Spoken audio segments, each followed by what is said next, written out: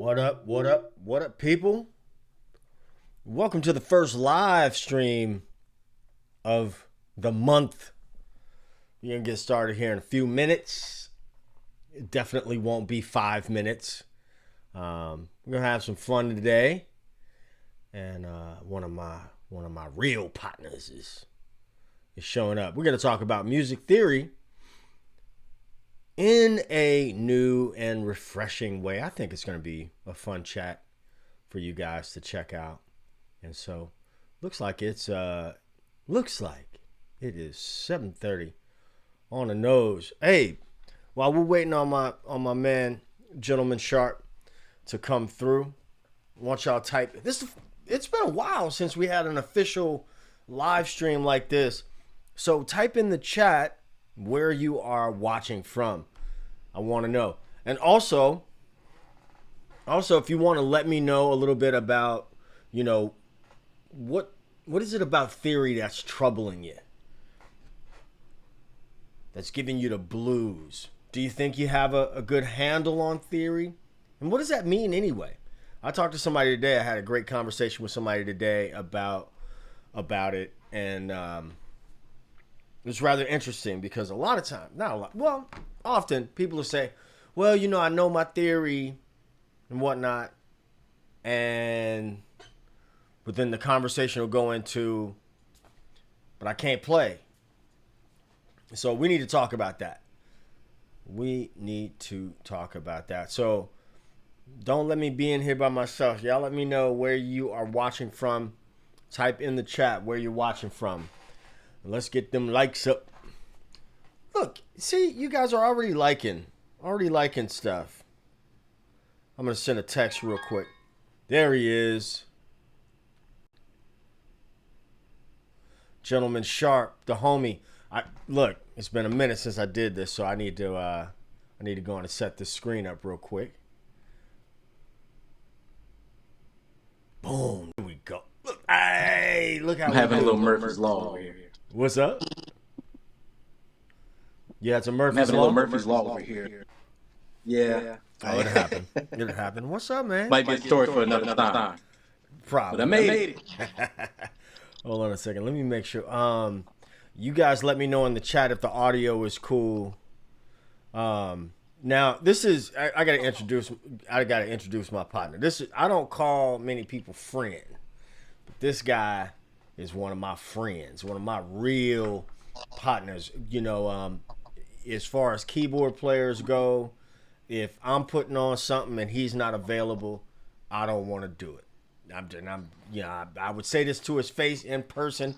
We talk about it. He's bringing the Bernie Worrell, the George Duke, the Morris Hayes, the Dr. Fink.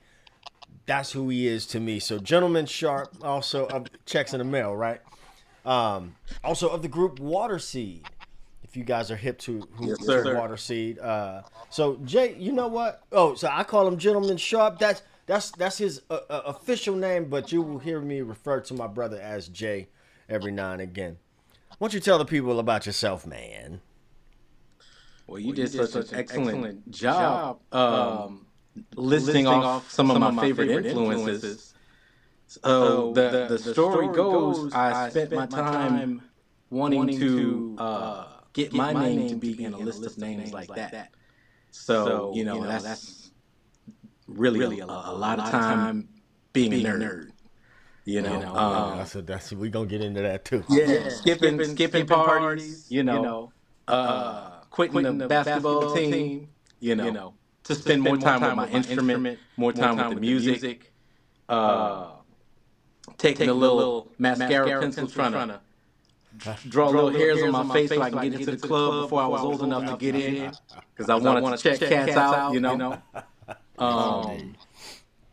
Pretending to be somebody's nephew so I could kind of like go to the sound check and just check out professional gear. Yeah. A lot of people looked out for me. Some of it was formal education. Some of it was in the street. Hang on one second, Jay. I apologize. Let's see if we can fix. It seems like we have a little bit of an issue with the audio.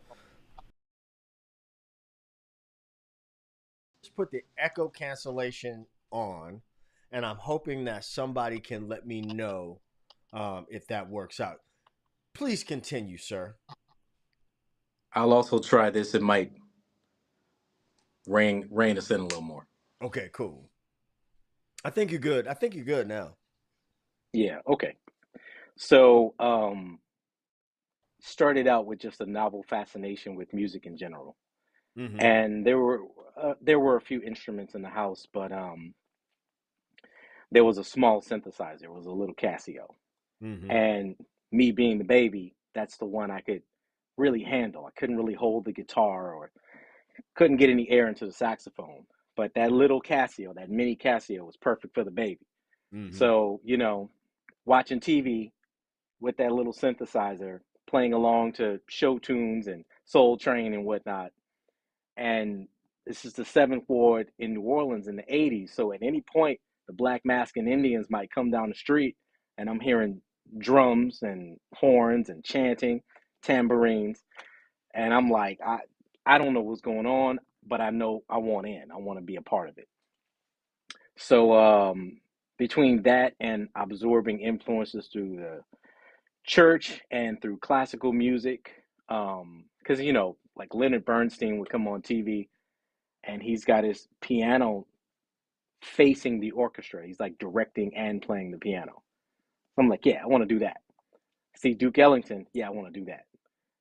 See George Duke, I want to do that. So before I started grade school, I knew what I wanted to do. So when I got to kindergarten, one of the kindergarten Hold on, teachers Doc. was a Hold on, piano teacher. Doc. Hold on, Doc. Hold on, Doc.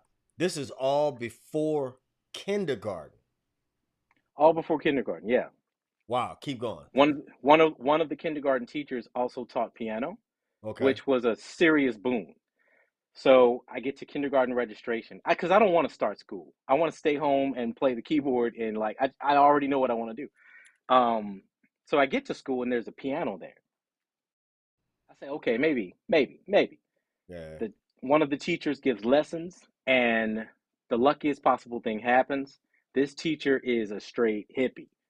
Yeah. She's not teaching theory. She's like, what color are the notes? Grab one out of the air. What does it taste like? Yeah. How do these tones make you feel? What do you see in your mind when you hear this? Almost like 6 months of that before we touched the piano. Come on. Yes. Yes. So that was very fortunate. Yeah. And from there, my motivation was to finish my schoolwork as fast as I could, to raise my hand and ask for permission to go to the piano. Yes. So I practiced before school, at the end of class, because I finished my work early. I stayed after school. I spent a lot of recess time at the piano. That's really what the story is. Yeah. So the mentorship came automatically because being in the culture of New Orleans, a lot of adults recognized it and they just poured into me. Yeah. Like sometimes I would just be practicing at the piano and someone would just walk up to me and drop a gem on me, Yeah. and explain something to me, and I'm just looking up, shaking my head, and then I try a little bit of it. And then they leave. And one of the teachers is like, did you know that was one of the Nevilles? It's like, no, I didn't. Right. But that kind of thing would happen all the time. Right. So I pursued it formally. I pursued it in the street. That's the version of the story I like to tell. There's the version in my bio that lists all of the schools and all of the mentors and Sure. all of the certifications, but that part is not where my heart is. The part my heart was in was the fascination with it and just Right. wanting to put my hands on the keyboard and make sounds come out.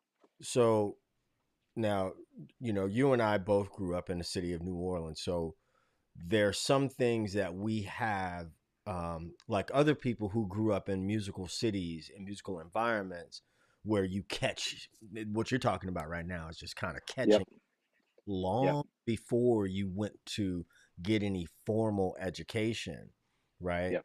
Um, and there's this saying that I heard from an attorney said it, and then I started looking up. I said, "Wow, that really makes sense." And we talked about it before. It's like, I wish I knew no astronomy when stars appear, right? The Frost quote, like, or as I was telling Paulie that time, I don't want to know how the sausage is made. You know what I'm saying? Yeah. I mean, there's a time for knowing when the sausage is made, and there's a time for just kind of, grilling. We just Right. grilling right now, and Right. so is the similarity to language. There is not a child on this planet, nowhere on the planet, that waits until they get to kindergarten before they start communicating. I have a discomfort, or I'm happy, or I have Right. to go to the bathroom, or I want this, or that. And we are literally all picking up on these things, right? And you're telling me, and see, I've known you a long time, and I didn't even know that you were playing that, that early. But like, so um Jay and I play a regular gig here in the city, and one of the things I love about his playing is the quotes. I can't remember what you threw in Saturday that just, I was like, oh, but it was some like random television show, and I feel like only a handful of people caught it, but I'm listening. You know what I'm saying? I mean, I'm not just, I'm listening. And when I heard it, I'm like, that nerd, he picked out like you you know what I'm saying, some cartoon or something like that. Um Now you know why it happens. well, yeah. I mean, it's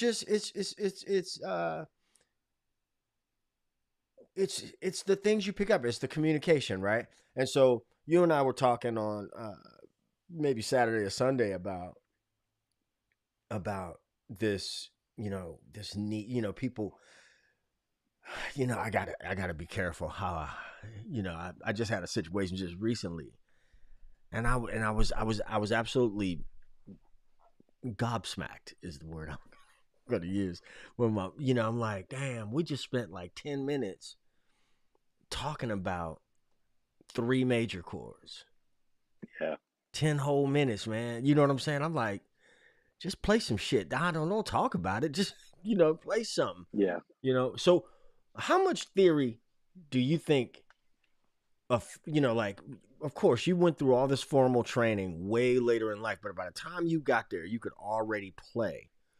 How much has theory helped you as a player? Well, um, that's a fantastic question. It it helped me to think in different ways. Um, so it indirectly helped me play music. Mm-hmm. You made a comment to me the other day, in real life, Yeah, um, life, yeah. where Where we where spend you were time. you were asking me, when I play notes that are outside of the scale, Yes. is that a flub or is that intentional? Mm-hmm. And it is intentional. Before I quit sports, I used to really study the technique of some of my favorite players. And like they say, I'm about to date myself, but there was a pitcher, Eckersley, and his pitch was ugly. Mm-hmm. It's not anything that I learned in baseball camp, or it was ugly, but boy was it effective. Mm-hmm. Mm-hmm. So theory, I always had the idea of theory being something that you learn so that you can forget it. Mm-hmm. And me kind of just being a natural rebel, Mm-hmm. theory kind of told me what the box is, so that when I want to be outside of the box, I know which direction to go. Mm-hmm. Mm-hmm. Mm-hmm. And That. and if I'm required to be strictly inside of the box, I can deliver that. I can satisfy it. So I think theory helped me to become a disciplined professional. Mm-hmm. It didn't really help me play music. Ah, say that again. Theory helped me to become a disciplined professional. It didn't help me to play music. uh, aha. Aha. Aha. Go ahead. Keep going. I just want to say, I want you to prove my points. I want to be right. God damn it. No, I'm just kidding. I don't need Everybody likes to be right. everybody. I don't need to be right, but you know what I'm saying. Uh, Yeah. but let's keep going down that rabbit hole. Yeah, so I remember, and I won't say who it was. Um, Was there chicken involved? no, there was. There's no chicken in this story. There's no chicken in this story. I'm sorry, y'all. I have like a million inside jokes and stories, um, and they're all wonderful. We start a side project just to explain our inside jokes. Right. Um, but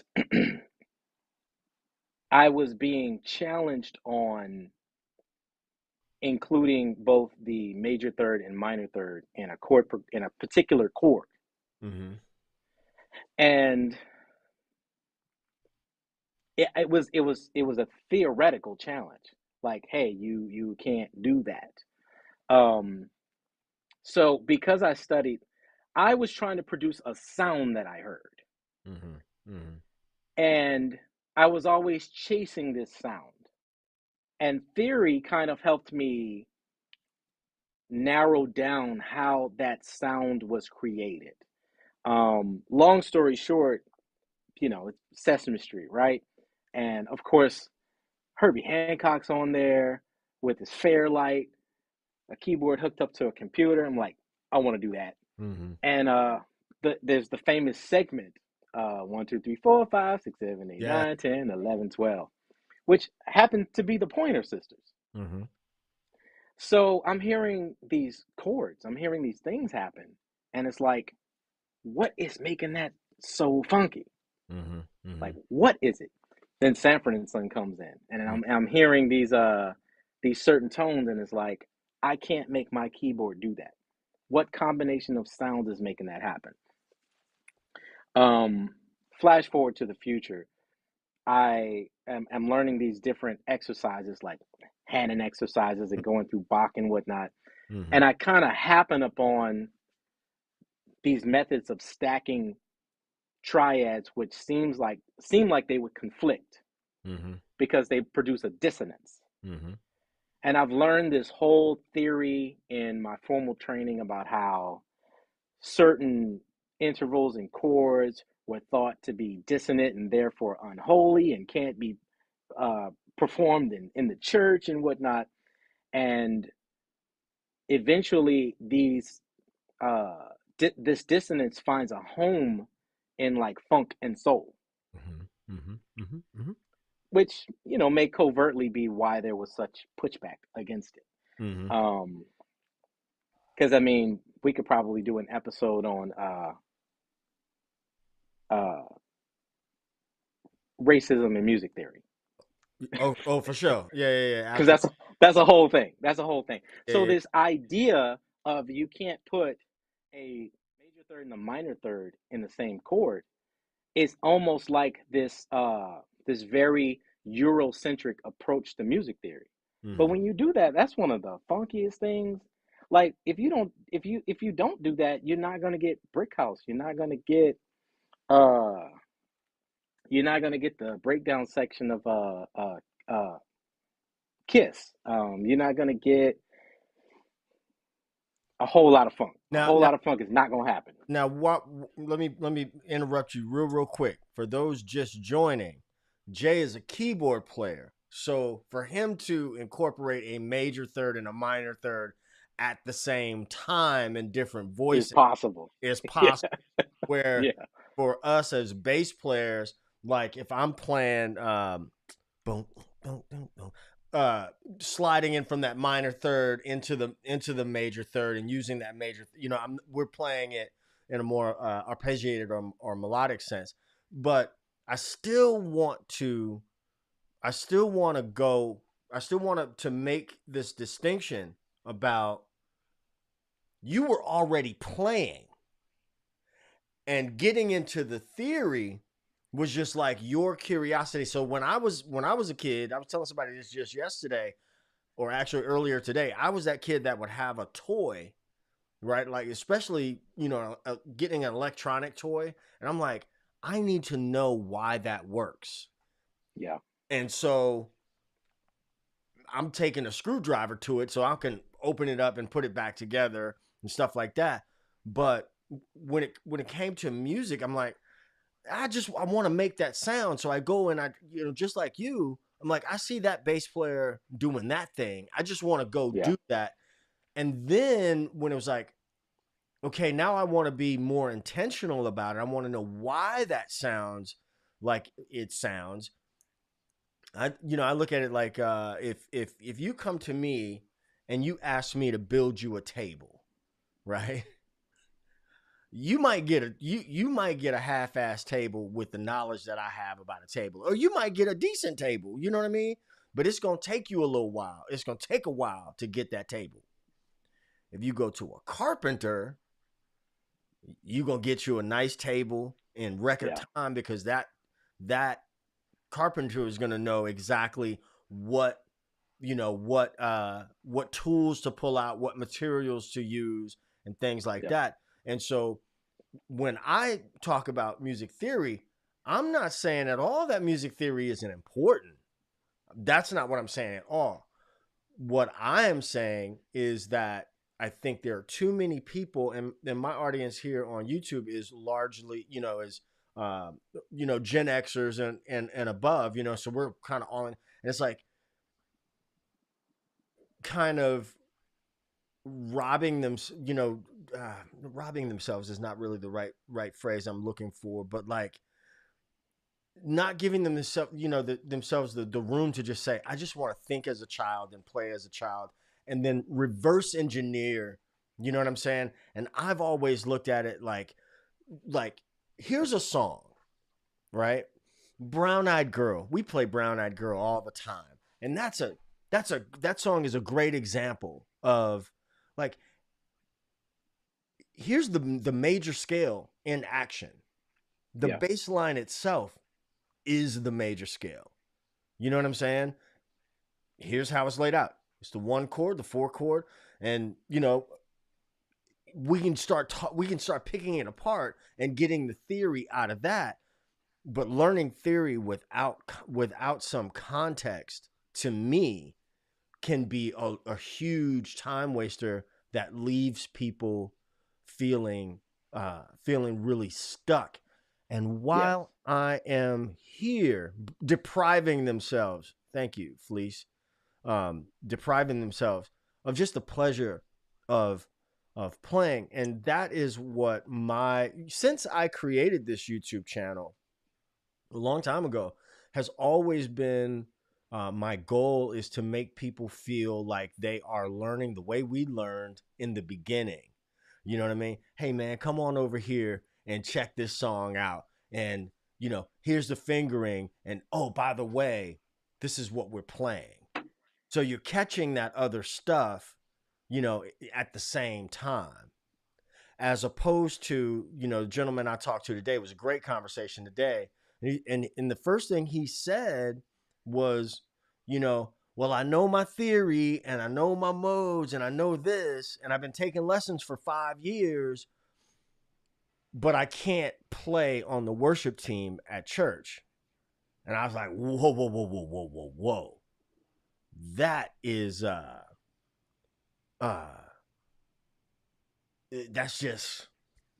that's crazy. You know what I'm saying? Yeah.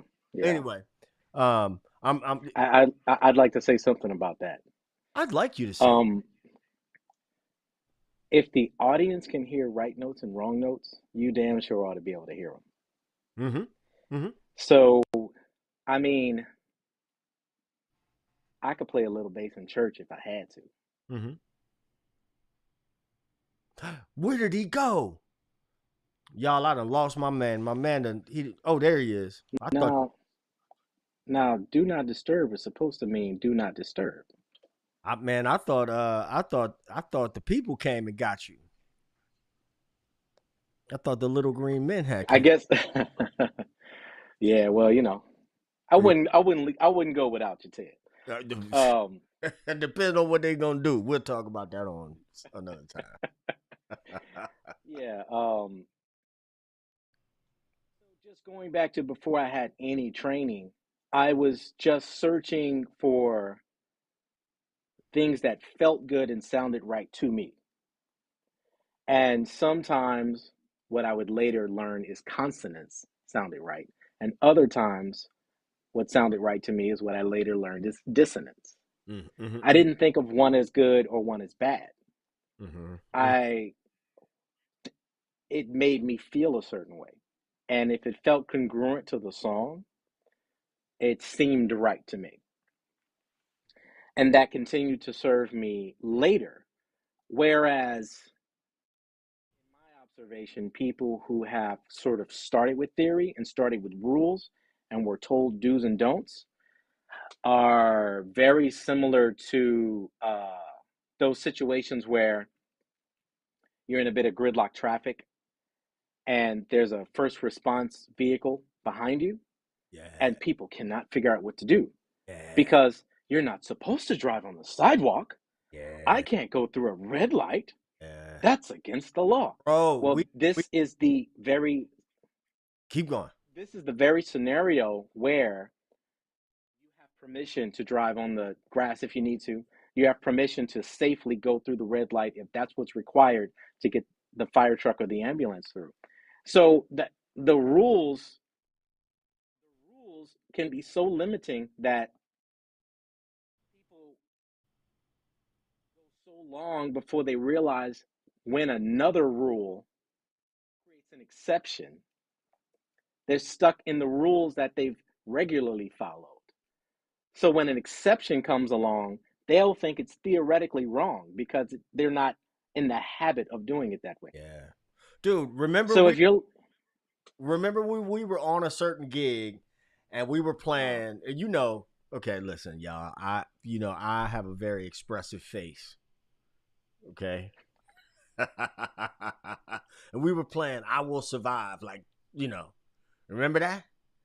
yeah, And I was like, hey man, your ears still gotta work. Your ears still gotta work. yeah, The singer trying to do something yeah, else besides what you staring at this thing, and the singer yeah, trying to do something else. Your ears still gotta you gotta know, hey, I need to divert from this page. But these theories, right, right? When I say theory, it's music theory. It ain't music facts. right. What you're saying, right? What you were saying earlier the other day, and I think I'm clever. I thought it was clever. Do you remember the first time you saw a ball? I do. So peep this. When you're a little kid and you see a ball, and you're just amazed because it's a ball. You don't know that it's called a ball. You don't know the context of a ball. You don't realize that there's little bitty bouncing balls, there's basketballs, there's footballs. I'm gonna stop talking about balls. You, you know what I'm saying? So all you know is you see it bounce, you see it roll. You don't have the vocabulary for that, but you know it makes you feel some kind of way. And then mommy or daddy or somebody comes, okay, roll it to me, roll it to me. And then your Right, brain says, oh shit, that motion, if I do that, is called rolling. right. You see what I'm saying? So Yeah, I can remember the first time I played a hammer on from a flat seven to a root to a minor third. You already know the sound that I'm talking about, right? So you smile because I've just described three notes. Your training and your experience you already know the sound. You already know what I can hear what it looks like. And I remember my mother walking. We lived in a shotgun house in the 6th ward. And, for those of you who don't know, down in here in New Orleans, we got these houses. I grew up in a house that was, straight through, right? Living room, my mom's room, my room, kitchen, bathroom. So she was going to the bathroom or the kitchen or something. And she said, ooh, that sounds good. It was the first time she heard something that sounded good to her, but it was recognizable because it was like a blues lick, right? I didn't know what it was. She didn't know what it was, but it sounded good because it was familiar, right? And then later on, I'm like, okay, that's what that shape is. That's what it sounds like in this context. How will it sound in another context? right. Right? Like and I just want to tangent here just for a second. I used to play with a guitar player at this church, and he would have this kind of bluesy lick that he would play. Like we're playing a major chord, he would play the that minor blues lick from the major chord. And I told him, I said, listen, if you take that same lick that you playing and play it on the six, it's gonna be a whole different thing. It's gonna sound. Just try it. Just try it. Right. And he did, and it was like, oh, right. Like, sure, there's times when what you're trying to do will be appropriate, but as you say, Jay, today is not the day that it sounds good. But the theory helps you know when to do something, when not to do something. You know, like I said, it's. I think theory helps people talk about music, and I am less impressed when people can talk about theory and can't play. Because when we're on the thing, your whatever theory knowledge you have should come through on some level in your ability to adapt to whatever the situation is. And so the last thing I'm going to say about that is I have 4 questions. And for those of you who are not members of the Groove School, which you could find linked somewhere around this live stream, you need to go over there and check me out. One-man team, building a plane while I'm flying it. But if you want practical bass lessons, reverse engineering, giving you some stuff that you can use, come meet me over there. There are 4 questions that I just posted a video. Can you play it? Can you hear it? Can you see it in your mind's eye, even without the instrument there? Can you explain it? To me, those 4 questions are a great litmus test to tell you whether you have a firm enough grasp on a topic. What say you, Jay? Yeah, I definitely agree with that. And I think one thing that's implied inside of what you said is being able to sing it, because I think singing an idea is a version of explaining it. Because if you can't make language out of what you're trying to do musically, it may not be musical. Right. Wow. If, Hey, that's a yeah. So I was going to say that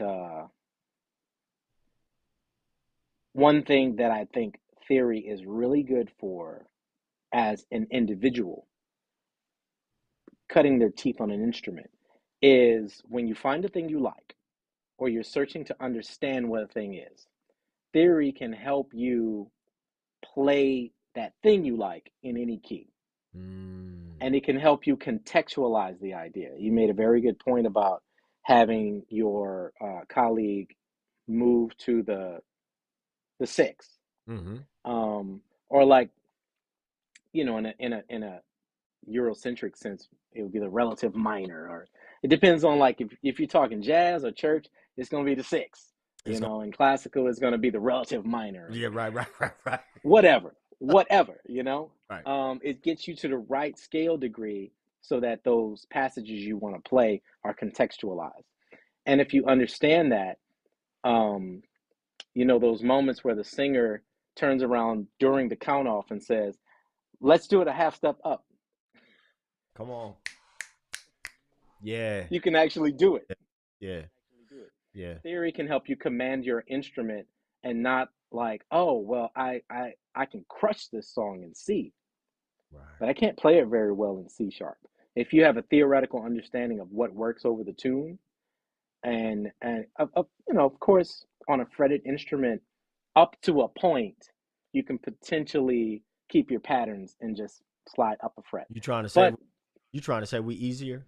We are. No, we are. Well, I'll play devil's advocate. I know you're kidding, but I'll play devil's advocate on that.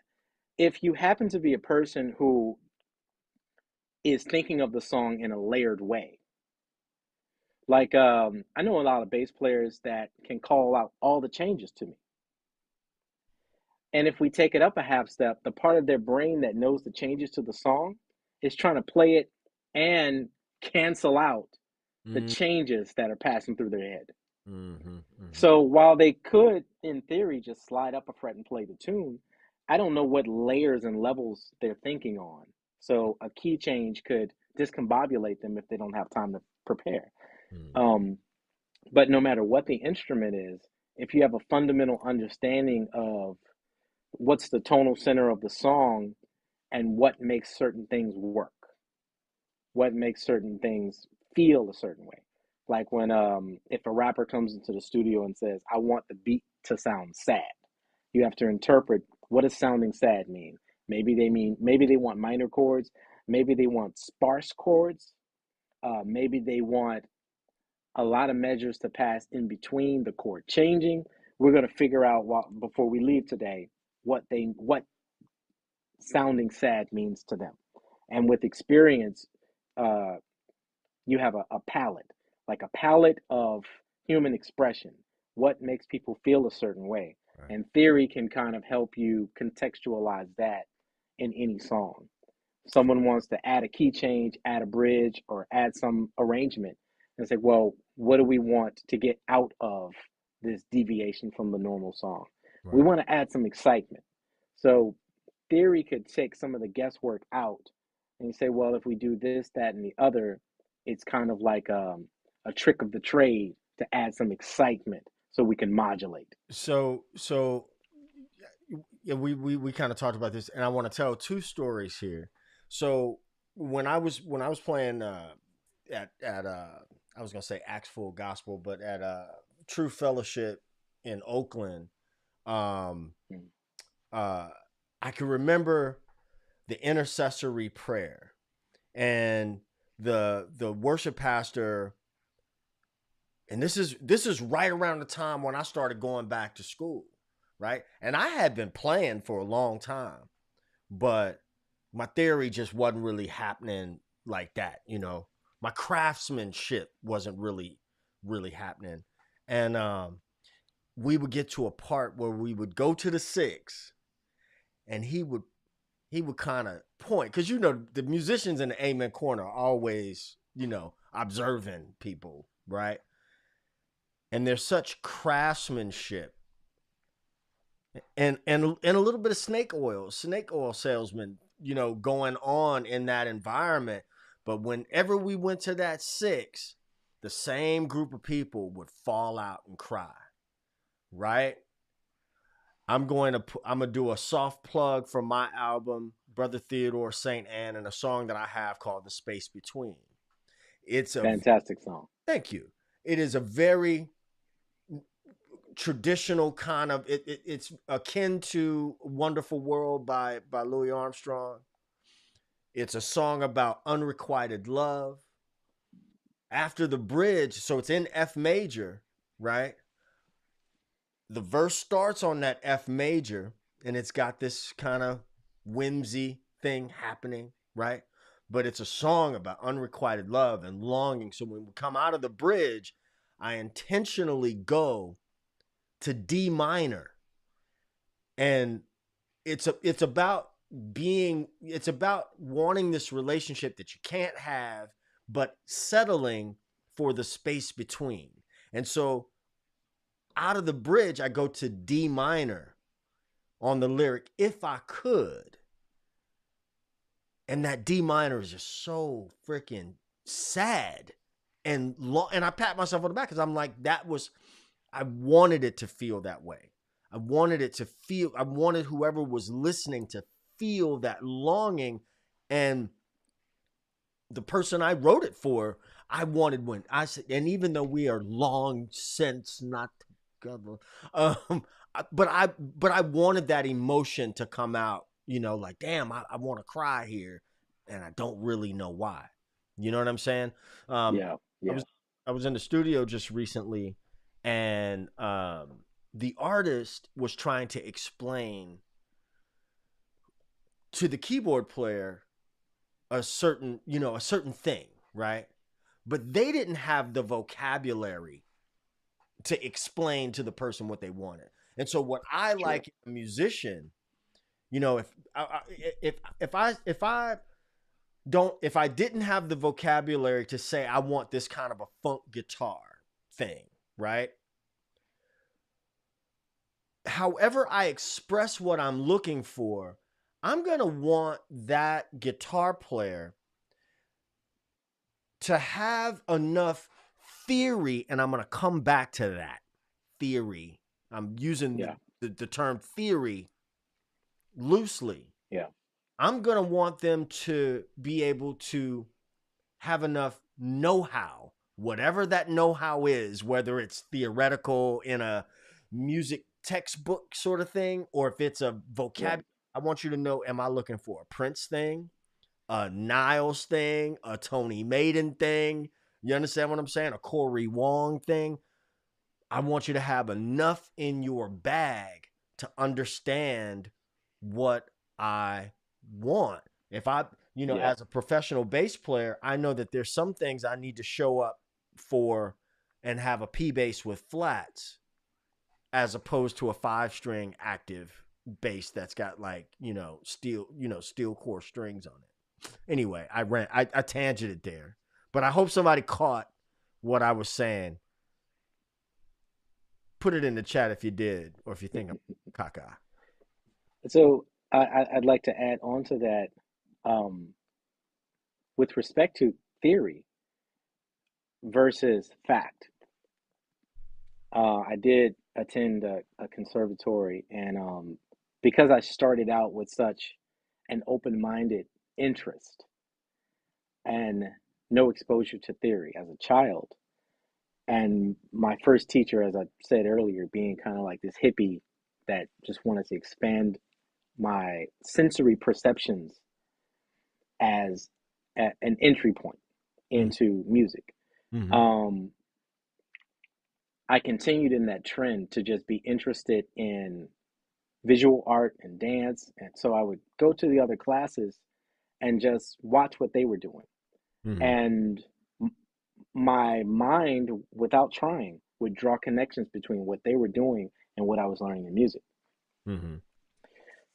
So if I went to the art department and they're learning color theory and they're being asked to depict a somber scene, there's not going to be any dialogue in a painting. Mm-hmm. There are not going to be any notes. Visually, it has to tell the story to the human mind that this is somber from just the image. So the shapes, the colors, the way they blend, the way they don't, which ones are used, which ones are avoided, gets that idea across.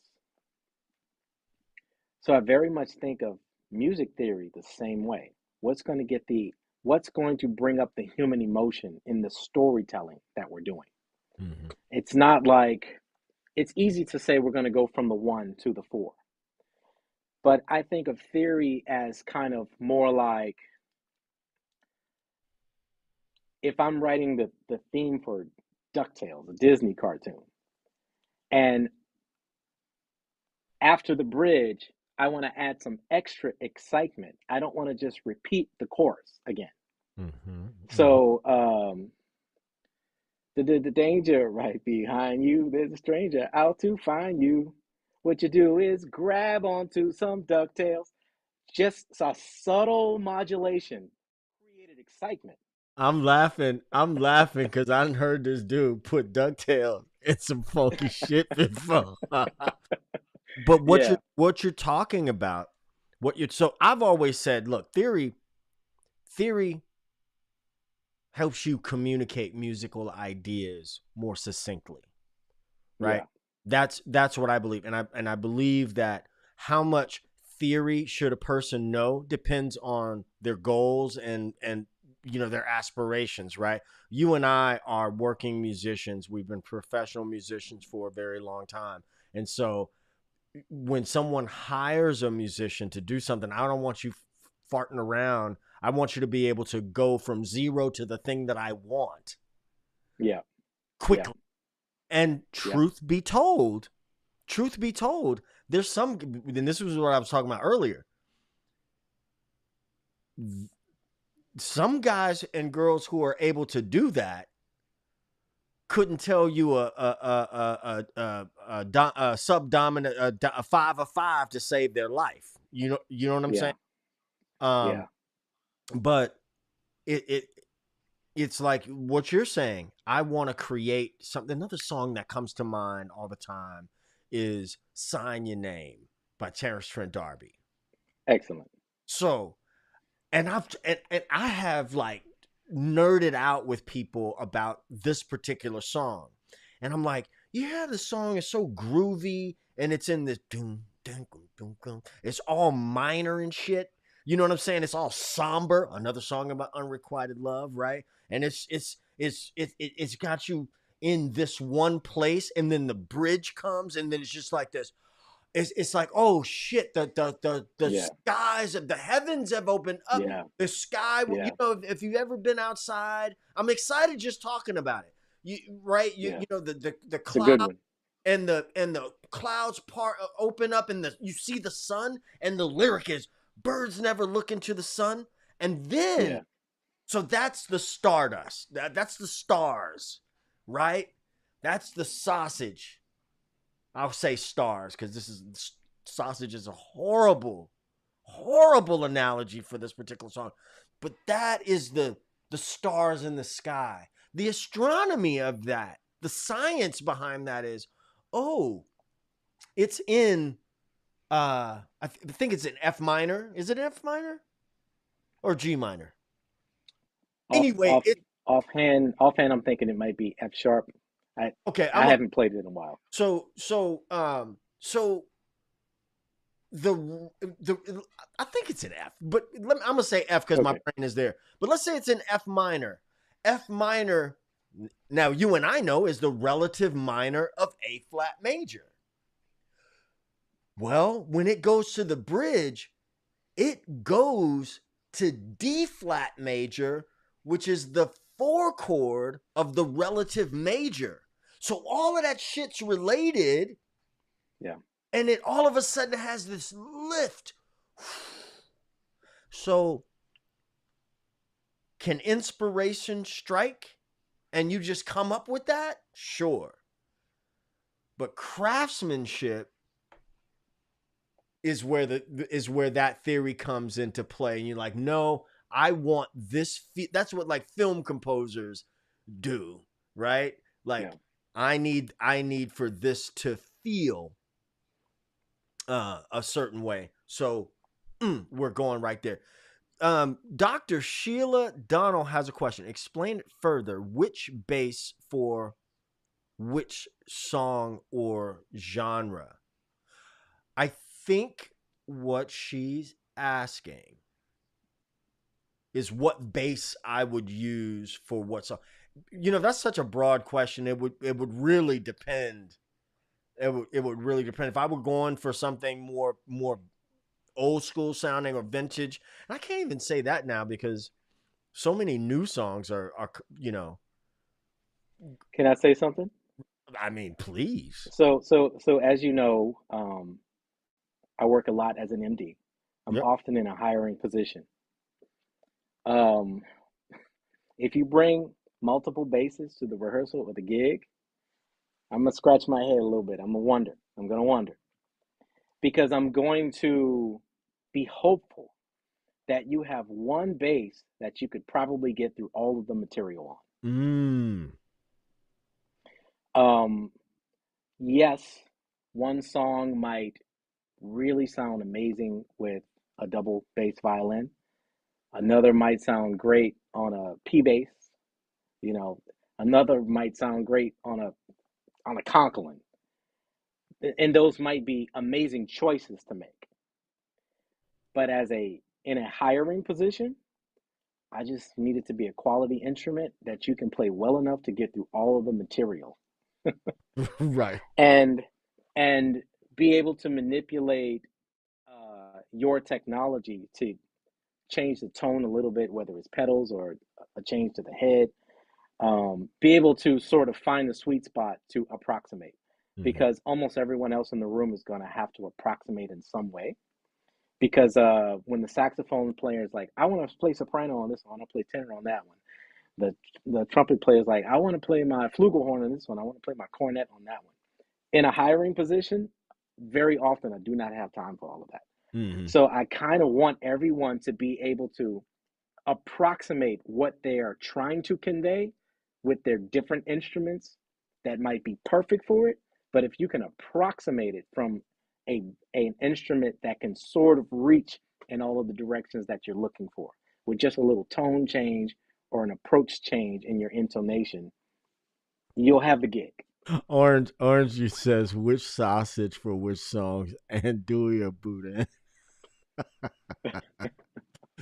That's and I'm glad you said that as well. So, how many times have you seen me show up to anything with a P bass?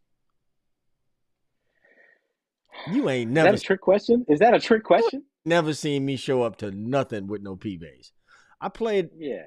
I played a P bass with Chawa when the old version of Chawa Yeah. during Ida when we got stuck in Kentucky at the Railbird Festival. Um, Sure. but 9 out of 10 times, and this is for what I tend to do, I'm gonna bring one of two 5-string basses, and I typically bring my uh, uh, Marco that is alder and rosewood. Um, I've been playing either it's going to be that or it's going to be the Mike Lull, which is alder and maple, which is brighter sound. The wood configuration of the other one, the Marco, is a little bit more versatile, but that low B string, particularly for live stuff, is just better to have it and not need it than to need it and not have it. And you know, like things like busting and stuff like that. It's just like having those extra low notes. Yeah. Does something Yeah. else. It does something else. Yeah.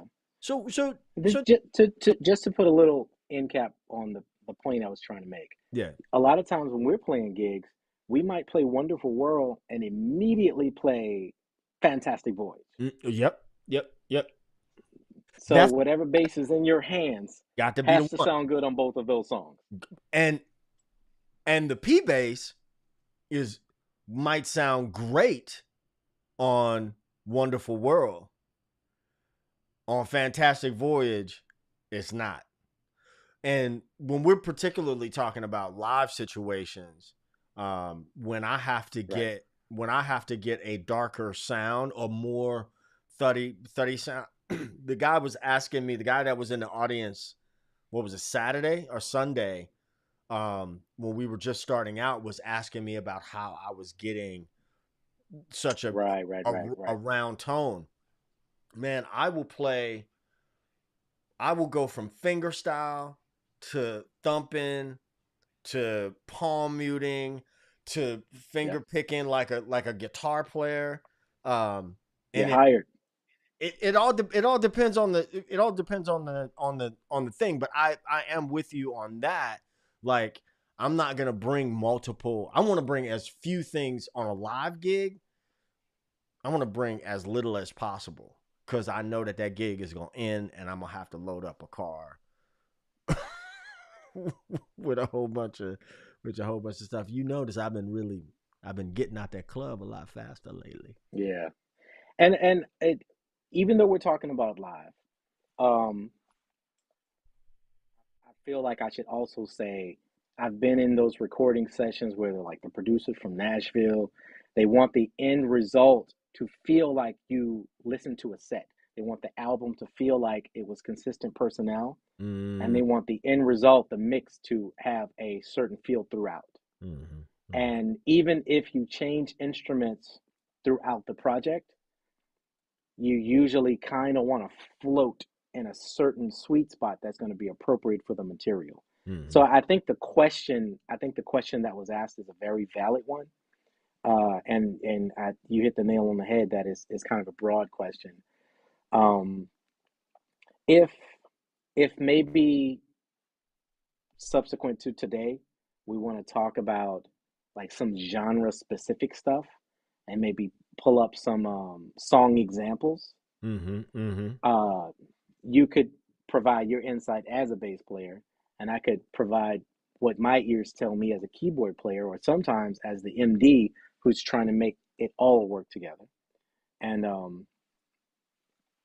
of course, Brother Theodore is also an MD. And I love when he's in charge because I just get to show up and play keyboards. It's amazing. It's amazing. Um, I'm yeah, such. those are my favorite gigs. And I'm a nice guy too. Yeah, he's a hell of a guy. Hell of a guy. He's a hell of a guy. I wanted to. So I don't know where you want to go next, but I wanted to go back to something you were saying before Yeah. we move on. We're all grown, right? Yeah, I can cuss. I Oh can yeah. cuss in here. These people know where they at. Sometimes when you know too much, you either do too much or you're paralyzed and can't do anything. So, Hey, you know what's? Hold that thought. You know what somebody told me one time? Because when I went back to school, I got real excited about learning, and then woo woo woo. And the dude told me, say, you know just enough to get your ass in trouble. yeah, But keep going on your yeah, thought, bro. I'm sorry. yeah. So I mean, it's gonna sound shady. Uh-oh. It's gonna sound shady. I if I'm ever gonna be let go from a job, it's gonna be a church job. And the reason is because I have refused to adopt the churchy sounds. I understand them because the keyboard nerd in me wanted to understand them. I understand them. But that stuff will just leak out of me on secular gigs if I play it too much. And I can't go to the club and play churchy. Yeah. And No, we can all hear the church musician in the club. We all know when we're hearing that. Bro. And that stuff makes you a rock star in church, but it makes you annoying as hell on any other kind of gig. And I'm not trying to mess up the bag like that. Bro. So for me, you know, my Blind Boys of Alabama, Rance Allen, Mississippi Mass Choir, Douglas Miller, like I'll cut it off at Gospel Music Workshop from the 90s. Yeah. Where a lot of that stuff was Stevie Wonder, Toto, Prince influenced and whatnot. But once you get into like 2000 stuff where everything is super reharmed to where I don't know if they could play the standard hymn anymore. That's like, hey, can you play it straight? And they're like, what do you mean? They don't know the hymn. They know all of these reharms, and then they're reharming someone else's reharm. Man, that will get you fired. But oftentimes there's a horn player that I hire a lot, and it's because of his attitude and his professionalism. Yeah. But he is very educated.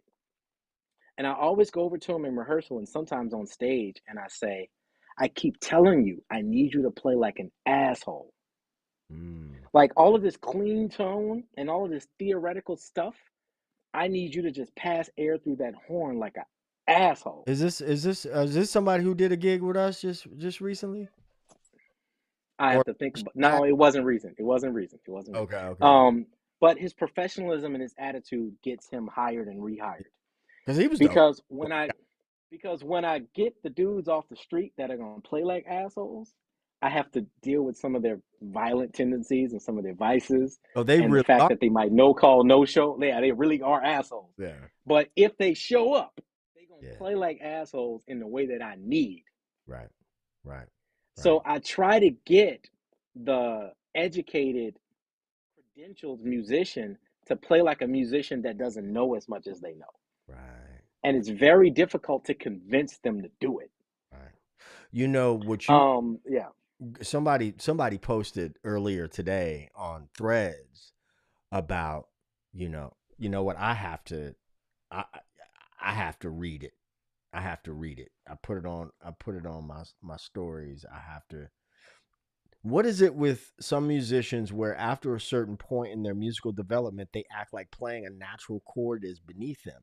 A natural chord isn't always an opportunity to add extensions. Maybe the composer intentionally wanted a triadic sound at that given point in the song. And so like when you say things like triadic, it sounds smarter than it is, but it's like when when I've heard people sing songs and I just kind of roll my eyes as like, not that you're not a great singer, but would it hurt you? Would it hurt you to learn the melody at some point? Right. Yeah. And like, I'm like, hey man, I don't need all that color. A triad will do. A triad will Yeah. do. You know what I'm saying? That song was Yeah. a hit. And we're Yeah. still playing. The song was a hit before we were born. Still Yeah. a hit to this day. And And you have to be able to find the right triad and play it well. yeah. People, I'm telling you, people go crazy every time if we're playing At Last, Mhm. and after coming out of the bridge, we go back to the A section. I'll introduce a bouncing piano, and Mhm. it's just triads. Bum bum bum bum bum bum bum bum bum bum bum bum bum bum bum bum bum bum bum bum. That's the money right there.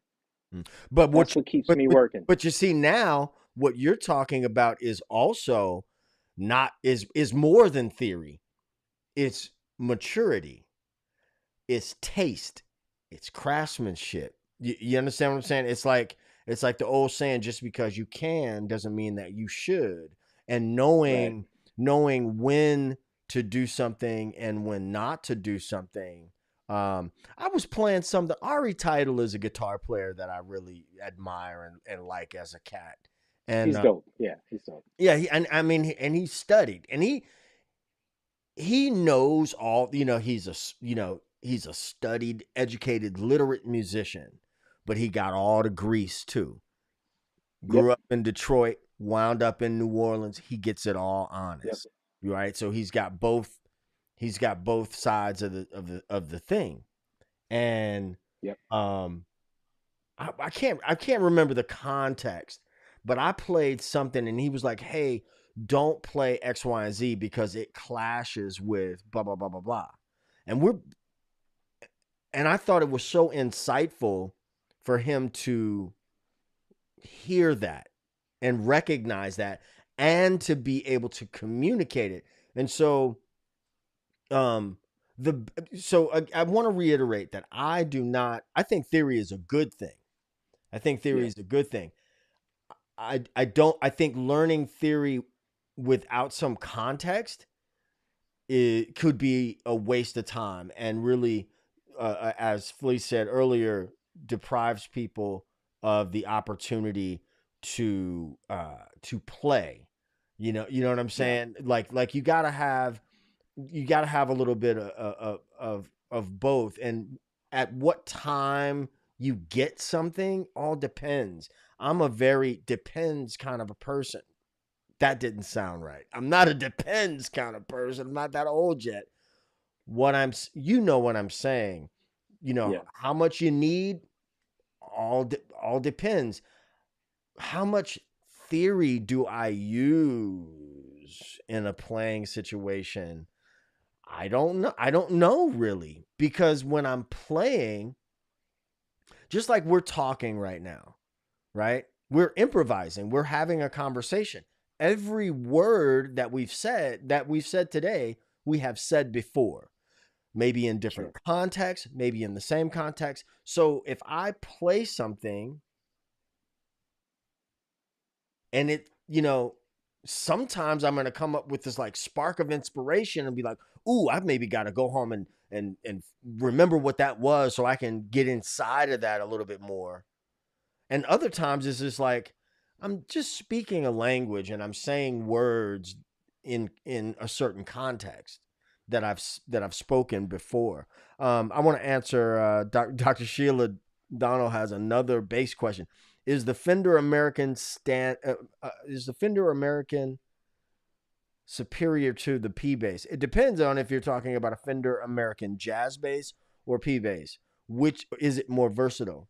I have an American Vintage 1966. All depends on what you want to do. I have a P bass with flat wounds that I absolutely adore. Adore this bass. I've had it for a long time. I've only really been playing it a lot, for lessons and things like that recently, and I love it.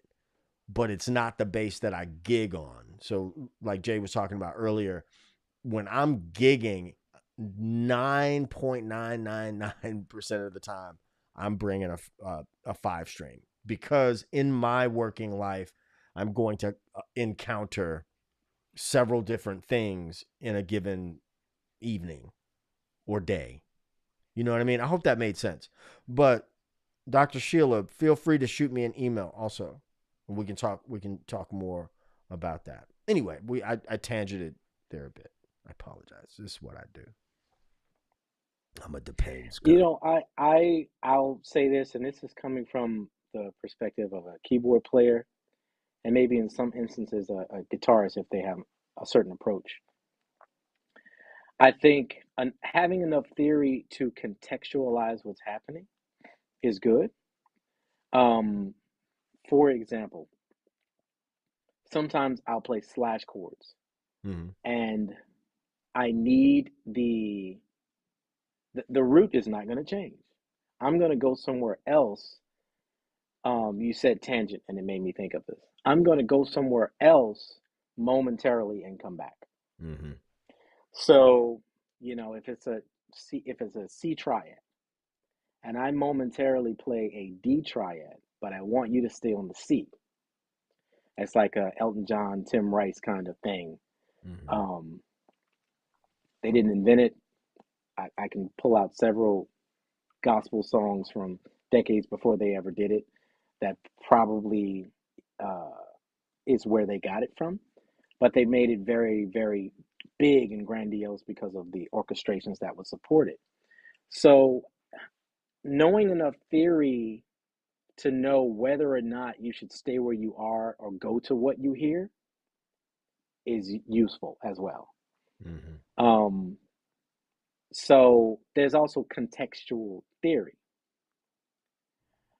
With that said, I would say if anyone tried to force a direct answer out of me about how much theory do you need to know, I would say learn figured bass. And then attempt to contextualize figured bass in any given song, in any given genre.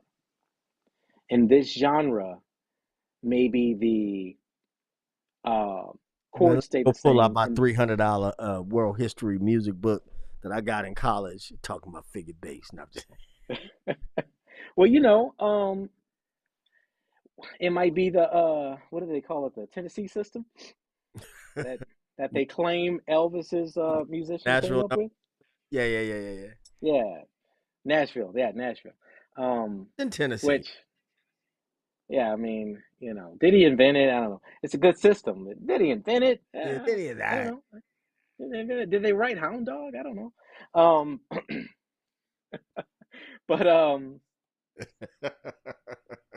in essence, when you're reading through a fake chart, when you're reading through a lead sheet and it's just got the root note and maybe some of the extensions or something that indicates whether it's major, minor, dominant, or major seventh, that in essence is figured bass.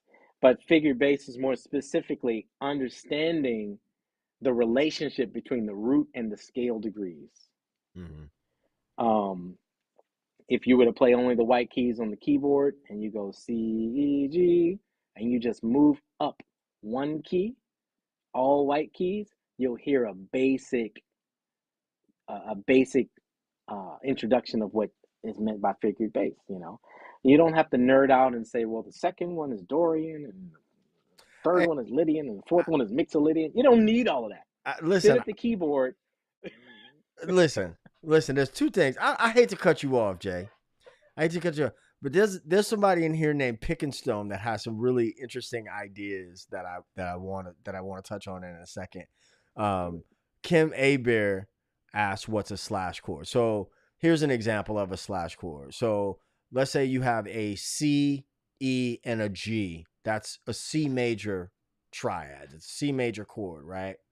But let's say you see on a chord chart, you see that C with a slash with a G, right? C/G. The harmony is still that C major, but there's a G in the bass.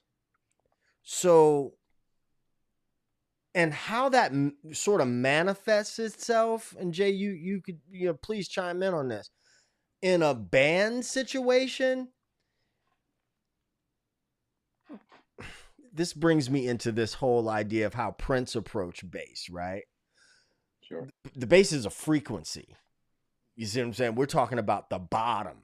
So it just means that the G is going to be on the bottom. How that G is played depends. If it's a piano player just playing by themselves, they may address that chord with G in their left hand. If there's a bass player, they may play all the top shit and just leave the G out and let the bass player handle that. Yeah. You know what I mean? So I'll chime in and I'll say it two different ways. A slash chord can be represented like a fraction, where the top number is the triad and the bottom number is the root note. So if a bass player is reading slash chords, they're only going to play the denominators. They're only going to play what's after the slash or under the slash, depending on how it's written. If it looks like there's something at the top, a slash, and something at the bottom, bass player, you're going to play what's at the bottom. If it looks like it's dividing on an angle or straight up and down, wherever the slash is, the one that looks like it's on the bottom or to the right, or it's the secondary instruction, that's what the bass is going to play. And for those of you who maybe you are advanced in theory, I think slash chords are very controversial because they're often called sus chords. Take it from Jentlman Sharpe. A slash chord is not a sus chord. A slash No chord matter what they told you. So no matter what they tell you in jazz or what they tell you in church, a slash chord is not a sus chord. Fight me. So Kim, would the bass player play the slash note? In short, in most popular music, you see these, you're gonna play whatever is to the right. The bass player, I'm gonna say, is responsible for whatever is to the right of that slash. You see what I'm saying? So if it's C/G, the bass player plays G. Bass player plays G. Dr. Sheila says, is your point theory is secondary to being able to just play, but being able to just play as what? So here's my point. My point is the amount of theory that you need depends on your aspirations. Let me dig into that a little bit deeper. Do I need the same amount of music theory to play at a blues jam on Monday nights as I do to be a film composer or a songwriter? No. Knowing the theory helps to understand and communicate ideas. But I want to bring it back to language. We started off this conversation, Jentlman Sharpe was talking about learning, hearing, picking up as a child. Now he's an educated musician, schooled, studied musician, knows the things, but it didn't start out that way. The same way that everybody that's watching this live stream right now didn't start off waiting, you didn't wait until you went to kindergarten in order to start sharing or trying to understand ideas. So not having a firm grasp on theory doesn't make a person lesser, right? It may take a little bit longer, to understand and convey ideas, right? My thing, especially for adult beginners, is that no, I'm not even going to skirt around this. For adult beginners, I think you need to learn theory in context.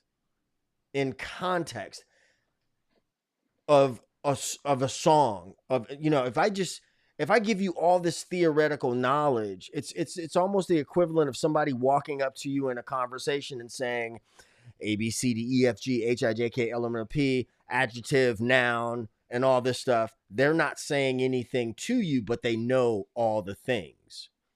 Is that a good analogy, Jay? I think that was a good analogy. I think it was a good analogy. I'll add one, um, probably more comparable to what you said previously.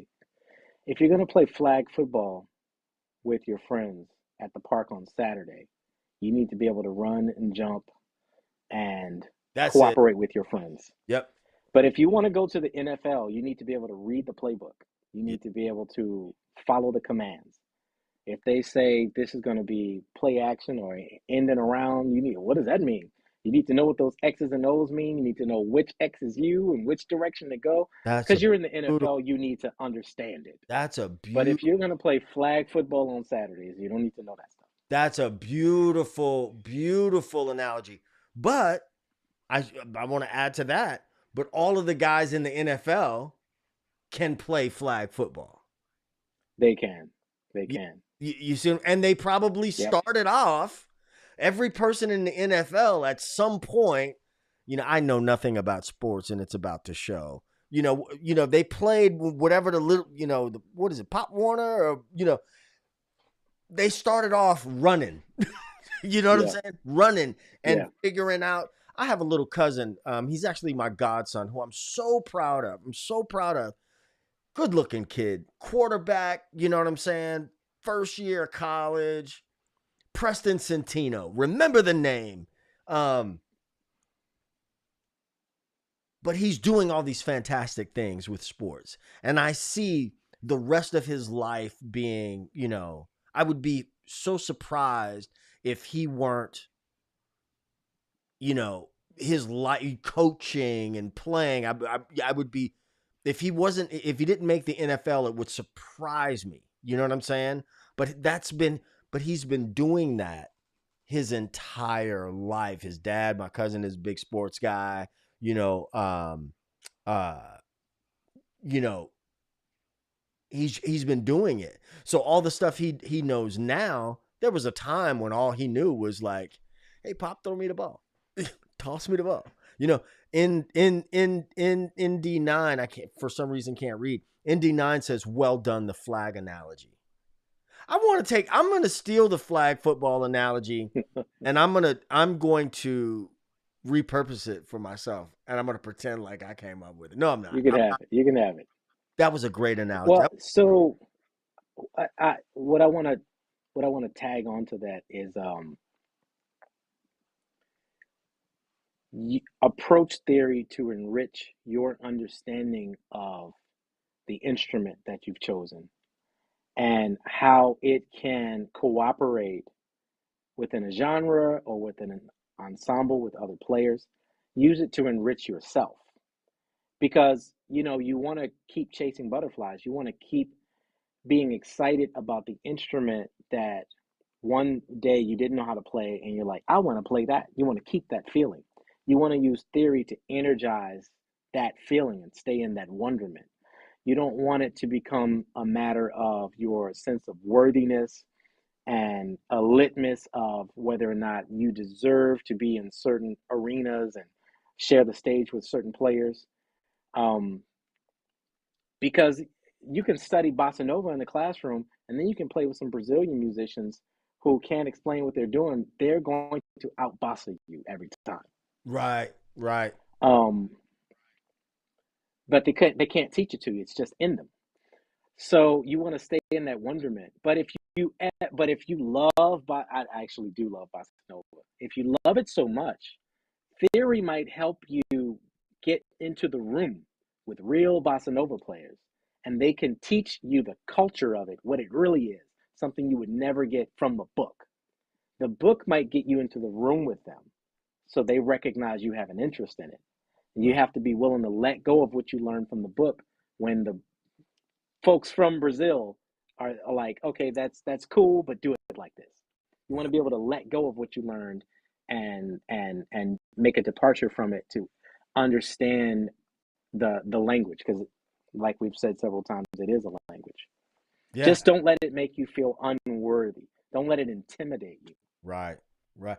I want to tap into something now. It's interesting. You know, the internet is something, but I'm going to, and I'll, did I freeze just now? Anyway, I'm looking at psychmechanics.com at the moment. Hmm. And I've been really digging into, you know what? I'm going to close this down. Hang on one second, because I think it's causing some lag and latency. I'm going to pull it up on my phone. I am working right now on a course that I'm going to my goal is to have it out by the end of this month. And it is designed in a way, it's scaffolded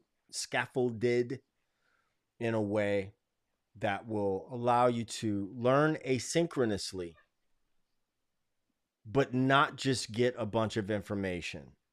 You know, get information in a way that you can. I want to teach you how to teach yourself. And so let me talk about this 5 levels of understanding, or 5. I've been, and this is different from the Dreyfus model of skill acquisition, but levels of learning: unconscious incompetence. I don't know what I don't know. All of us start out like that. I don't know what I don't know.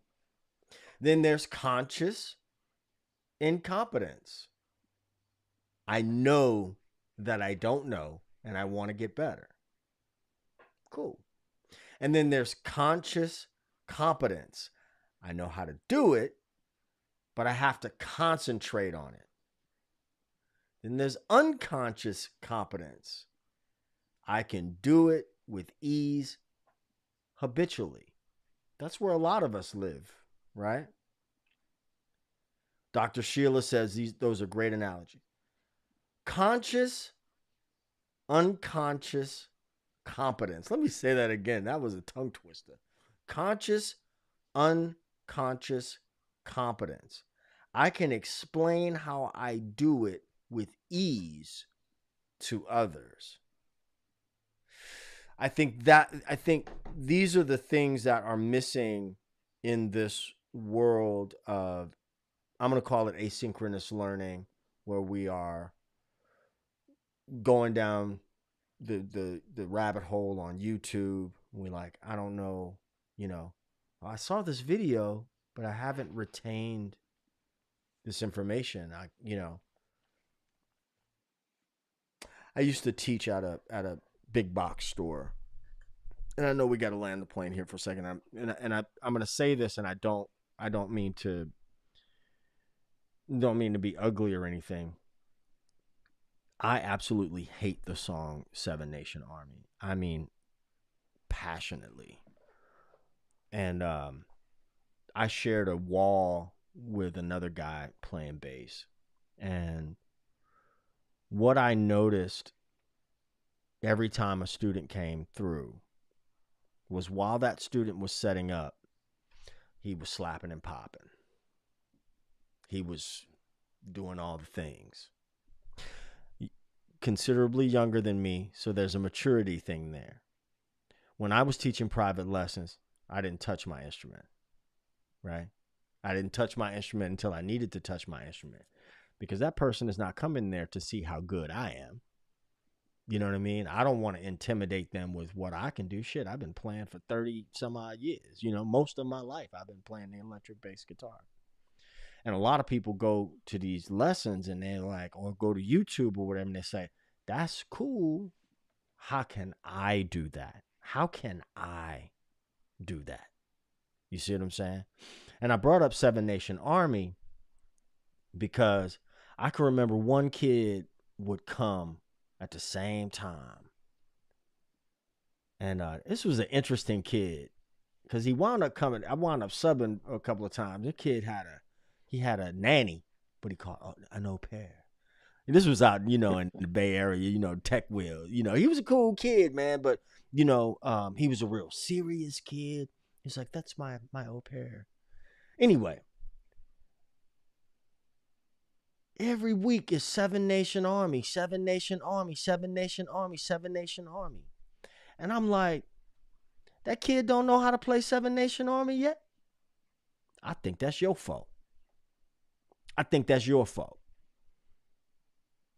I was an educator. I was an educator in the school system for over a decade. And my last year, I was a coach. And I think the job of educators, and I could be wrong, this is my opinion, this is what I think right now, is that our job is to guide a person from not knowing something to knowing something. And our job is to figure out the ways that they learn. You know what I'm saying? And so asynchronously, right? We need these questions. Can I play this? If Seven Nation Army, don't. God, I hate that song. Don't. But it's a great, pedagogically, it's a good tune, right? To teach this minor thing. If you can only do 2 of those notes, what's the litmus test do you have for when you can move on to add the next note? You see what I'm saying? You have to have a system to say, I got these couple of notes. I'm going to play these couple of notes X amount of times without messing up. Right? Okay, now, can I hear when I've messed up? Can I hear when I've, messed up? Can I hear it? Can I see it? Can I explain it? Before we land the plane, Jay, what's your litmus test? What was your litmus test in school when you were learning? How did you know you had a firm grasp of something you could move on? Well, some of it was sensory. Mm-hmm. If I didn't experience any intimidation or anxiety about it before attempting it, that's like, okay, I feel like I'm ready for something else. But then I had to prove through execution that my feeling corresponds with my technique. So it's not scaring me anymore. But can I do it? And so I kind of just had a basic checklist. Am I using proper technique? Am I doing the things that my instructor has told me? And am I feeling intimidated or afraid by attempting to do this? If I still felt like if I had to do this in front of a million people with no warm up, roll right out of bed and do it, could I do it? And if the answer was no, I wouldn't move on. So I would test myself that way. I would roll out of bed. I would go to the piano. It's like, I'm going to do it right on the first try, and I'm not going to try a second time. I'm just going to go to school. Open the piano, play it. If I made a mistake, it's not time to move on. I got to play it right the first time, fresh out of bed. Now, that was pretty extreme because that was me knowing I wanted to go to the NFL of piano. But it was basically just finding little ways to test myself, to take the intimidation out of it and pair that with execution.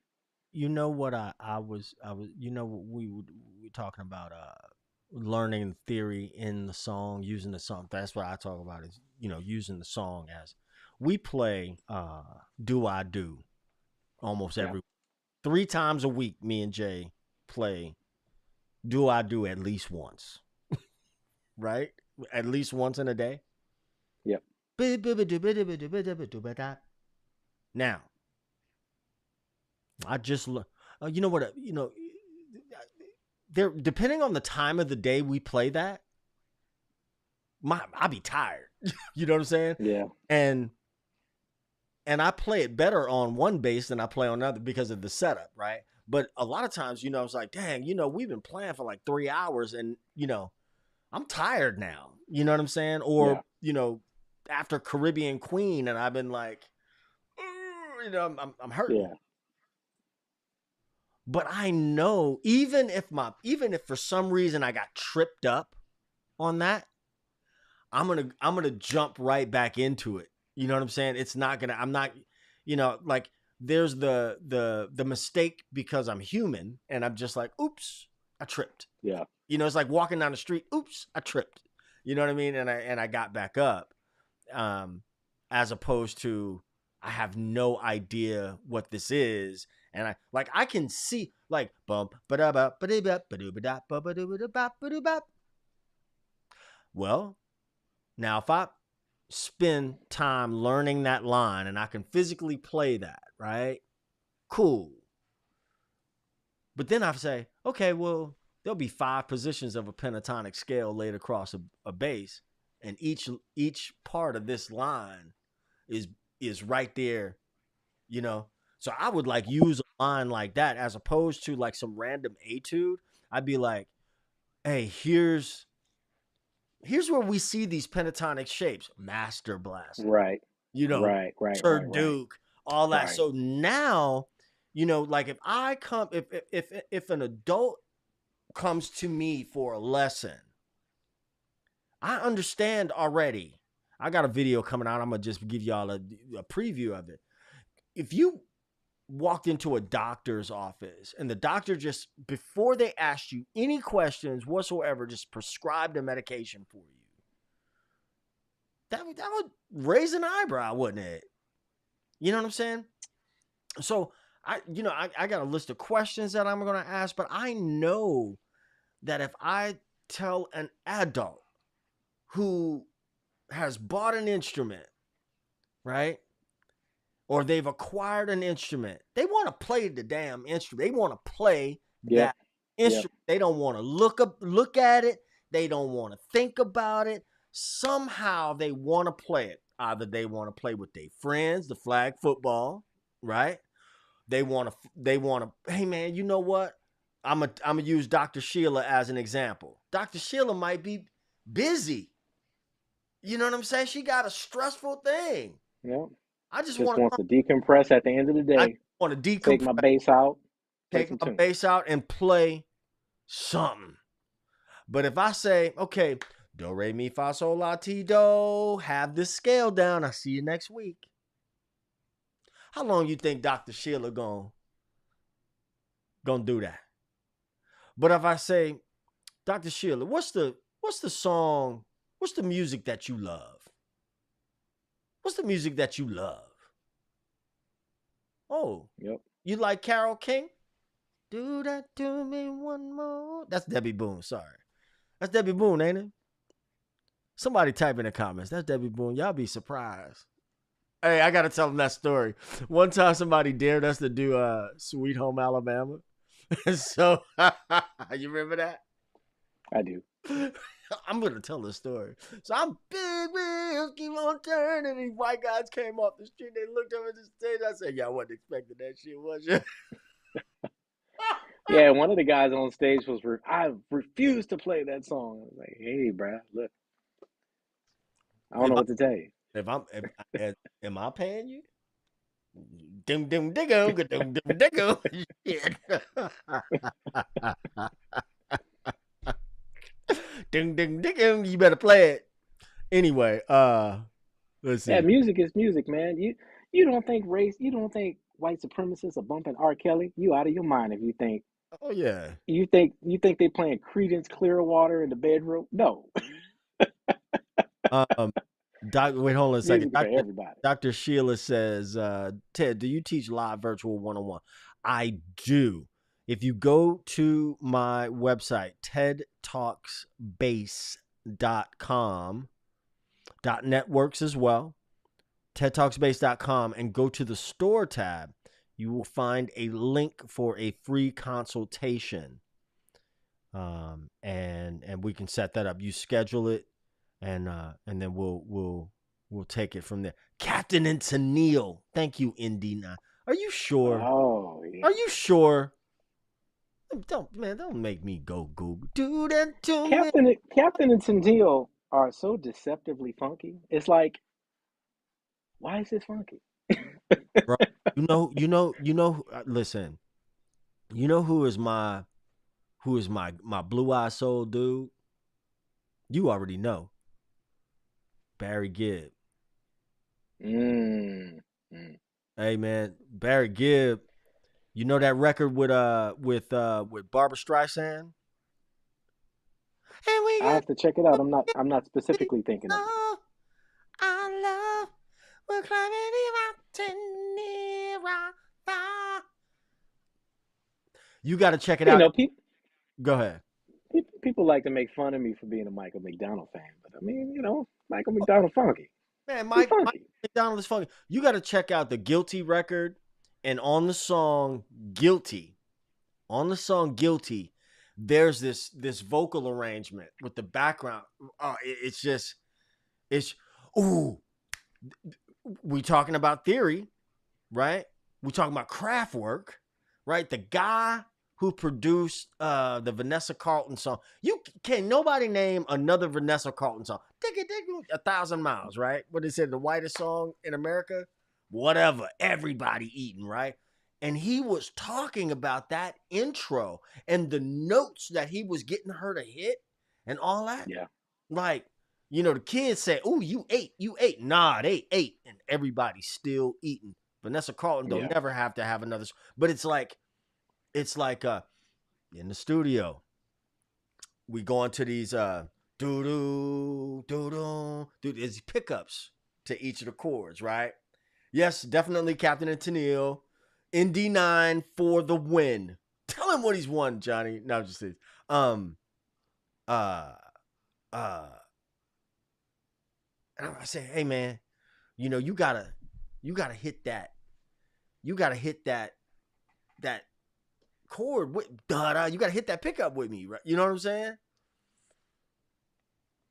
And bro he doubled my bass note. I was like, you don't double my bass note.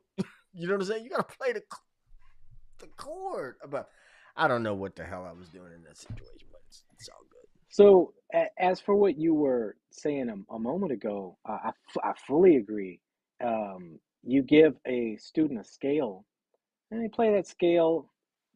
Maybe it's boring. Maybe they want to show you that they got it so they can go into the next lesson. But if there is a song in which you can contextualize what you're trying to convey in teaching that scale, you know, if I'm teaching a piano student and they say, well, you know, I like those boogie woogie tunes. I like those songs where the piano is really driving it. It's like, okay, cool. Well, I can teach you about the one chord and the four chord or the major scale. We can do old time rock and roll. I'm going to teach you the scale, but your job is to go da da da da da da da da. And I want this 1 and 4 chord. So your assignment this week is to, you know, play some quarter notes in your left hand on the root, and I want you to change these chords in the right hand. And while you're practicing, you're going to hear yourself jamming, you know. Uh, uh, Tell me and I'll forget.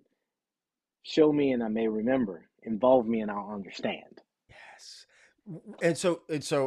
And ladies and gentlemen, that is exactly, you know, what, again, that's what my bag here is on TED Talk Space. You know, like one of these you know, folks will, you could see folks in the audience sometimes looking in amazement, like, oh man, how you guys do the blah, blah, blah.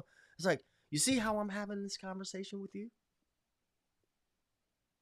We're both speaking English and you understand everything I'm saying. I understand what you're saying. You're listening to me. I'm going to respond to you and all that. That's the exact same thing we're doing there. And it doesn't matter if, you know what I'm saying? Like, uh, uh, can you hear this? Can you guys hear the bass? Can you hear that? So this thing,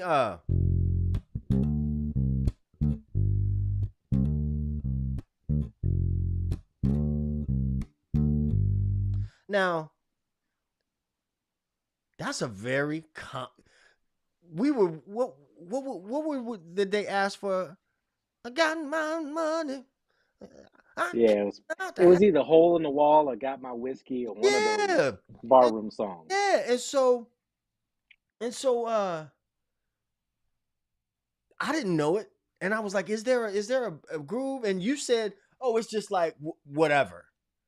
Oh, say no more. We just know that to be a convention in that style of music.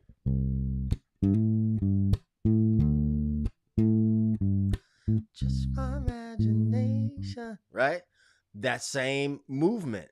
Now, if I could theorize that and say, well, we're in the key of C. I'm playing, the root to the, whatever, right? But if I give that in context, it's going to mean a whole lot more. And I think and listen, I ain't gotta be right about nothing. I ain't, my saying is this ain't the way, but it's definitely a way. It's for sure a way. Because I've helped too many people play the electric bass with confidence. I sent people off to college playing music. Damn it, I just aged myself. But here's the thing. If all I knew was the theory of English, but couldn't order a pizza, then what good is my theory? Come on, Dr. Sheila, that was a good analogy, right? You gave Jay props on his analogy. I thought that was a good analogy. Well, you and I did get a compliment the other day, and you weren't in earshot of it. So here's someone that we work with closely. Oh. On the very gig that you've mentioned more than once in this conversation, said that what he enjoys about when we're both on the gig is that there's never a train wreck because you and I stay composed and oriented no matter what we hear. We either don't deviate, we're not distracted enough to deviate, or we can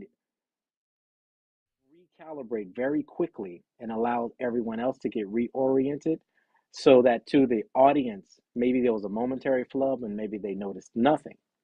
Mm-hmm. And apparently he's not experiencing that when we're not there. Right. So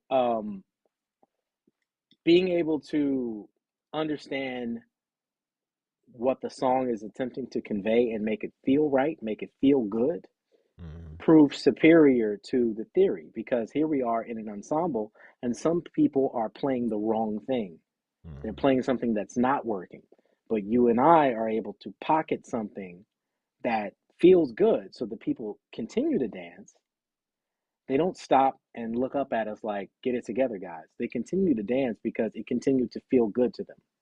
And whatever the flub is, we just iron it out and we continue on. I think it's a testament to what you're saying. Well, I think too, in my experience, I think when people hire bass players, or not even hire bass players, people want to play with bass players. And I will say, not because I play the instrument, but I think, and when I say bass, I mean the frequency, right? Not just the bass player is so important, right?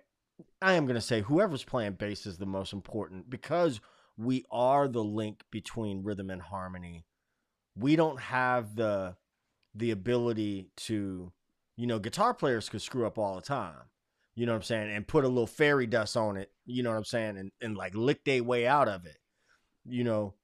Bass players have less of that luxury because we are so traditionally supportive, You know what I'm saying? So we have to make the changes. We have to know what, you know, because when the base is wrong, everything is wrong. Everything, even if people can't put their finger on it, right? They'll say, something ain't right. Yeah. You know what I'm saying? It's like if you build a house on quicksand. You know what I'm Yep. saying? And that's a responsibility that I personally take seriously, and I think it shows. I mean, and I'm not looking for compliments or whatever. I'm a good bass player, and I'm aware of my strengths, and yeah, I'm aware of my strengths. I play to my strengths, and I know, I know that people want something on, a bass player that they can trust. Oh, this guy's here, Absolutely. this guy's here, this girl's here, and I know that they gon' they gonna make things feel grounded. Yep. But the last thing I want to say, and this is this has been really this. I mean, we homies, so it's always like a super fun conversation. But um, there's a lot of things on the internet, and I have to be careful that I don't ever want. I think you can prove points without disparaging anybody else. I don't think everybody always does that, but you know, I stand by it's music theory for a reason. It's just like the theory of anything else. It's a theory. You know what I mean? It's not a fact. It's a theory. So I want to be able to play with one of the things that I've loved about playing with you from day one is that we listen to each other. You know what I'm saying? And Definitely. my sensibilities as a musician, and I know yours, and I know that we play with there's multiple people on that gig, right? And you know I listen to some people more than I listen to others. You know what I mean? For various reasons, but when you and I play together, there is nothing that is ego driven. That's why that thing that person said about you and I as a unit, there is no we there. One, don't make easy money hard. You know what I'm saying? We are number one there to do a job, right? And there's Yep. both of us have done worse things for less money, right? Um, Allegedly. allegedly. Allegedly. But there is, we're there to, we're there to make people dance. Have a good time. And every now and again, and we are so you and I have brought things to that gig, arrangements to that gig that when we both left and I walked back into the club and I heard it, I kind of smiled. I'm like, they do that because Yeah. and then it and You then gotta it leave a place better than you found it. gotta live, yeah. And you know what kills me though? So I'm gonna give y'all I'm gonna give y'all some game. Those of you guys who play in cover bands or whatever, I'm gonna give you some game. So on Play That Funky Music, White Boy, um, we play, and they were dancing and singing and moving. So one day I said, you know what'll sound cool on that? At least to me, is the lick from Hollywood Swinging. Y'all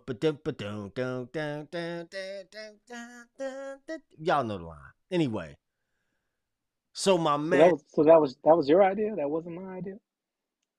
hey, bro, that was my idea, bro.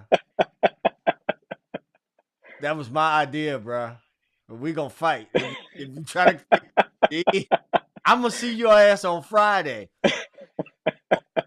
This is what I know. I remember it as being my idea. I'm gonna listen. If you think it's an idea, you lying. Sometimes we feel like we're the same person.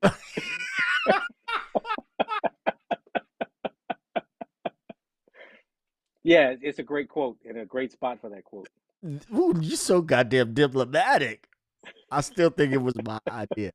But this is I'm what. not saying it wasn't, But but you this is. know we're gonna be like West Indian Archie and Malcolm X in our old age. Did you palm that bullet? You bombed that bullet. You have that number. Um, when you're not on the gig, it doesn't happen. I do it by myself. Yeah, it doesn't happen. Yeah. And I be trying to force it too. Yeah. And I be like, hey, Or the little run on Boogie Shoes in the second verse we do. bop, ba, da, da, da, bop. Yeah. That little run. And where I steal that from? D'Angelo. Where D'Angelo steal it from? The church. Roberta Flack. Roberta Flack. You know. Anyway, brother, listen, I have monopolized a lot of your time. Man, I love you like the brother I never had, never wanted. Just you're stuck with me now. I'm stuck with you now, man. I really appreciate your time tonight. And man, people, a lot of great comments, a lot of great feedback and stuff here, man. I appreciate y'all sticking around. Listen, if you are not a subscriber to this channel, shame. I wish I had the thing, the shame. Subscribe to the channel. If you want actionable lessons that marry the theory and the practice together, that bring them together in a practical way so you can stop guessing about the bass and playing the bass, meet me over at the Groove School. It is linked somewhere. Be somewhere around this video. tedtalksbass.net.com will work also. I hope to see you over there. It's like coming over to my house on a Saturday, kicking it, hanging out, learning some stuff. I do not have a team. It's me. I'm a one-man operation. So when you have a question and you send a message, you leave a comment, you get a response from me. So come on in on the ground floor. I'll see you over at the Groove School. Jay, thank you so much for your time, man. Thank you all. And I will see you Friday. Yes, sir. You palm that bullet? Help me with my arm. I'll see you Friday, bro. Everybody else. All right. Peace, y'all. 2 fingers.